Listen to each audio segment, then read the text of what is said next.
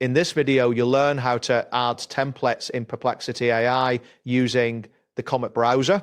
By following these steps, you will be able to create reusable shortcuts that enhance your content creation process. Start by navigating to your profile, which is located in the bottom left corner of the screen. Once you click on your profile, a menu will appear revealing several options. Look for the option labeled Install Apps and click on it to proceed. After selecting Install Apps, you will see a list of available applications. Find the Comet browser in this list. It is essential to install this browser as it will allow you to access Perplexity AI in a more efficient manner. Click on the Comet browser option and then select the Install button to begin the installation process. Once the installation is complete, open the Comet browser. You can do this by locating its icon on your desktop or in your Applications folder.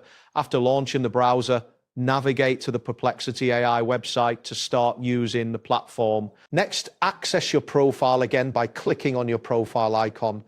This time, select the option labeled All Settings from the menu that appears. In the Settings menu, look for the section titled Shortcuts. In the Shortcuts section, you will have the option to add your shortcuts as reusable templates. This feature is crucial for streamlining your content creation process. Input the necessary information for each shortcut you want to create, ensuring they are tailored to your needs.